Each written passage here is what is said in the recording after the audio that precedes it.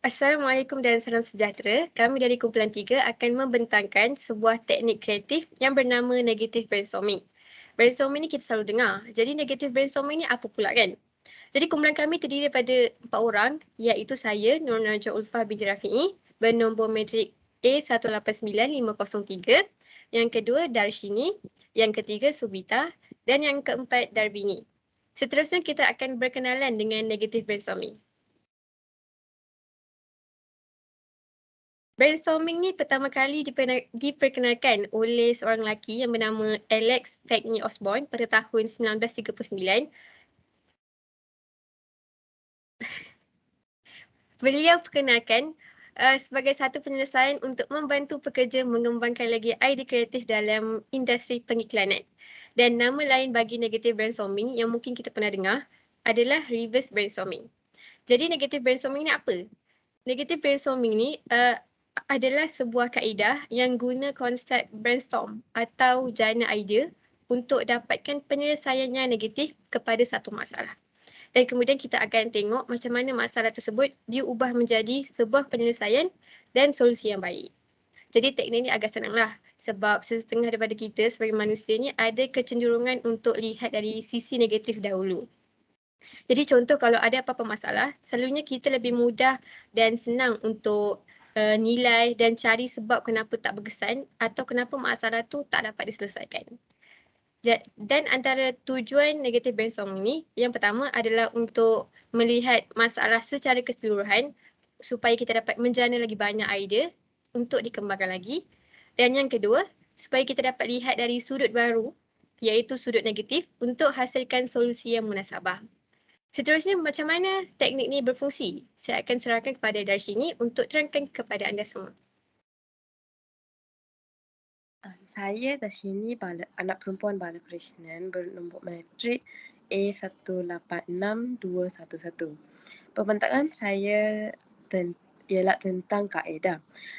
Kaedah yang paling famous tentang negative brainstorming ni step by step method.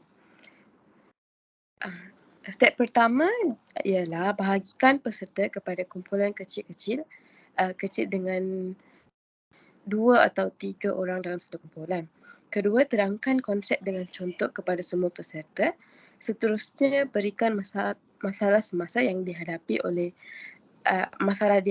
dan pastikan mereka faham tentang masalah tersebut. Nombor 4, tukar masalah tersebut kepada penyataan masalah yang negatif.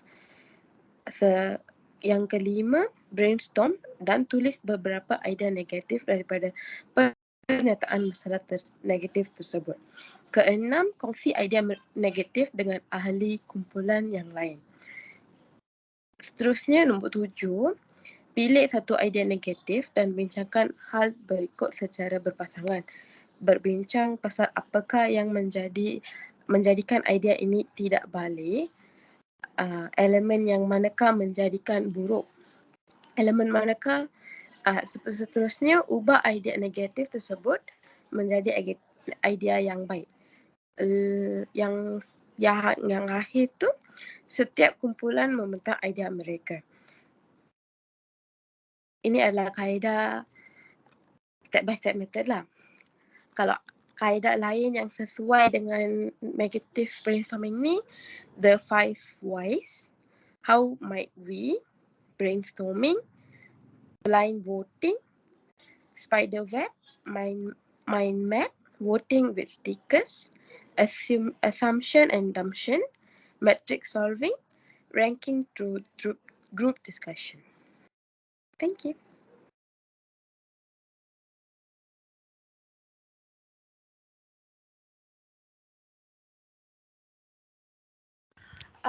Selamat sejahtera. Nama saya Darbini, anak perempuan Govinda Raju, nombor metrik A186184.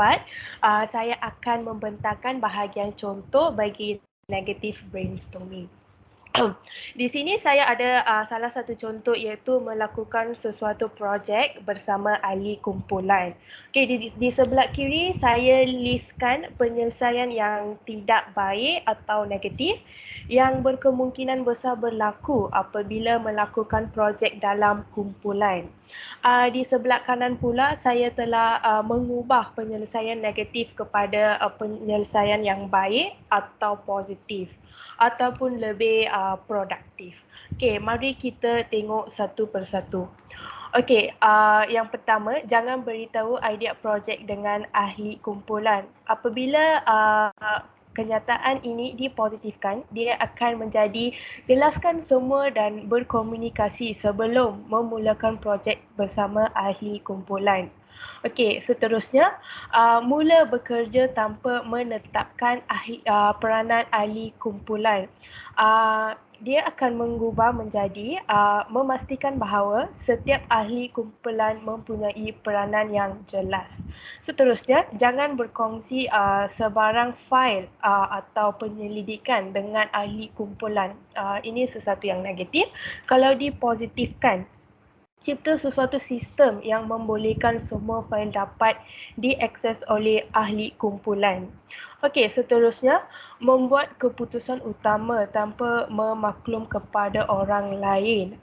Kalau kita ubah kenyataan ini menjadi positif, dia akan menjadi memastikan semua keputusan dibuat sama ada dengan semua ahli kumpulan atau berkomunikasi dengan mereka dengan jelas. Okey, yang akhir, sentiasa mengubah matlamat projek. Kalau saya mengubah kenyataan ini kepada yang lebih positif, dia akan menjadi berpegang pada matlamat yang ditetapkan pada permulaan projek. Okey, seterusnya.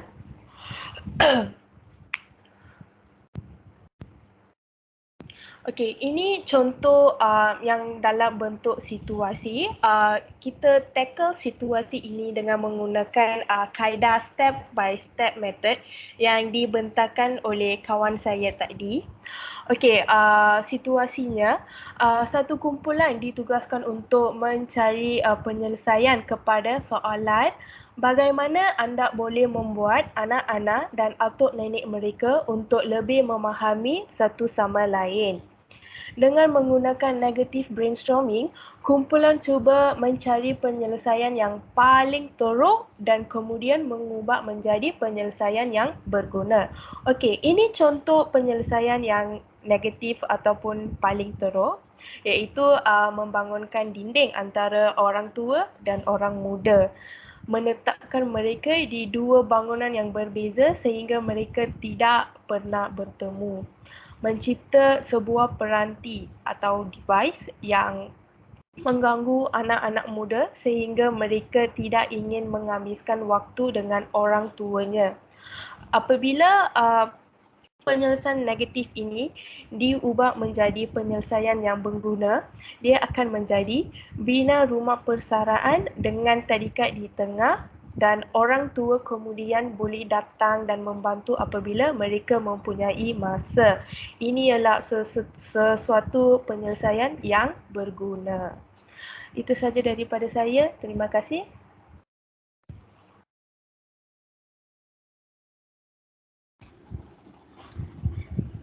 Hai, nama saya Subita Vashni Subramaniam. Nombor matrik A186214. Saya juga ingin memberi contoh situasi yang lebih kurang sama, tapi ini situasi yang lain lah sikit. Contoh situasi itu pengurusan sebuah klinik kesihatan yang ingin meningkatkan kepuasan pelanggan. Pengurusan sebuah klinik kesihatan ingin meningkatkan kepuasan pelanggan dengan inisiatif yang baru, which yang mana dia orang guna negative brainstorming untuk inisiatifnya. Inisiatif sebelum ini tidak berjaya dan pengurusan ingin menggunakan negative brainstorming ni untuk menyelesaikan masalah tu. So oleh itu pengurusan tu mengeluarkan sebuah penyataan masalah iaitu bagaimanakah kita meningkatkan kepuasan pesakit. And then lepas tu diorang mengeluarkan pernyataan masalah yang terbalik yang mana diorang keluarkan bagaimana kita membuat pesakit lebih tidak berpuas hati. Dengan menggunakan idea terbalik ini, pengurusan itu memberi idea atau pandangan yang betul lah. Idea yang terbalik yang diorang dapat ialah sebagai temujanji berganda, keluarkan kerusi dari ruang menunggu, minta pesakit menunggu di luar di tempat letak kereta, letakkan pesakit yang memerlukan temujanji dalam senarai yang menunggu untuk 6 minggu. So, idea-idea terbalik ini akan membuat pelanggan itu memang tidak berpuas hati kan. So, untuk dengan menggunakan idea terbalik ini, diorang tukar kepada idea yang penyelesaian berpotensi. Yang mana diorang cegah janji temu tempahan berganda dengan melabur dalam sistem tempahan yang lebih baik. So idea ni dia dengan menggunakan idea yang terbalik, diorang dapat idea yang berpotensi So kita bolehlah yang meningkatkan kepuasan tu kan. So lepas tu diorang akan tambah lagi kerusi supaya tiada siapa yang perlu berdiri sambil menunggu. Lepas tu buka ruang menunggu 10 minit lebih awal supaya pesakit tidak perlu beratut di luar pada waktu pagi. Lepas tu, and then letakkan pesakit yang memerlukan temujanji itu bukan dalam senarai menunggu, tapi letakkan pesakit itu dalam tak payah letakkanlah untuk kita melabur dalam sistem tempahan yang lebih baik. Kita tak payah simpan diorang dalam senarai menunggu. Idea yang terbalik itu dapat menggunakan dengan idea yang dengan bertukar jadi idea penyelesaian yang berpotensi.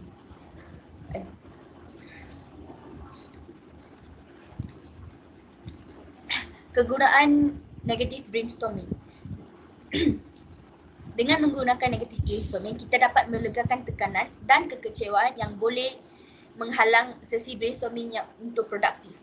Lepas tu, kita boleh jadi menerokan dan kreatif dan sangat sesuai sewaktu sesi brainstorming yang tidak menjadi. Bukan itu saja, kita boleh dapat membantu proses mencari idea dan peserta dapat melihat isu dan masalah yang terselindung. Brainstorming boleh menjadi cara yang baik untuk memastikan peserta terlibat dalam brainstorming secara aktif, terutamanya apabila sesi brainstorming yang biasa telah menjadi bosan dan tertekan. Itu saja daripada saya. Thank you.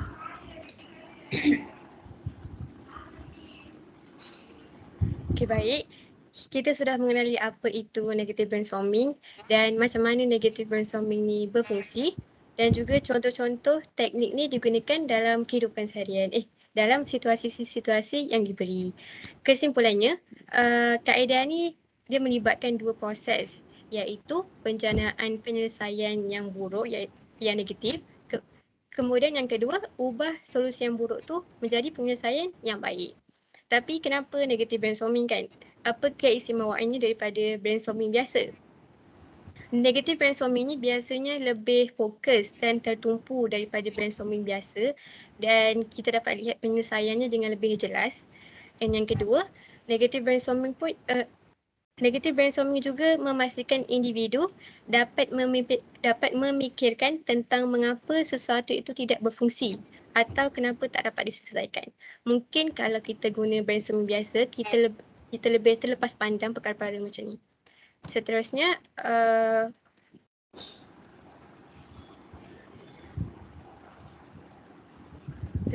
ini adalah rujukan yang kami gunakan untuk topik pembentangan kami. Jadi selepas ini, jika anda perlu mencari penyelesaian kepada masalah, cuba untuk berfikiran negatif dulu untuk dapatkan hasil yang lebih positif. Sekian sahaja dari kami, kumpulan 3. Sekian, terima kasih.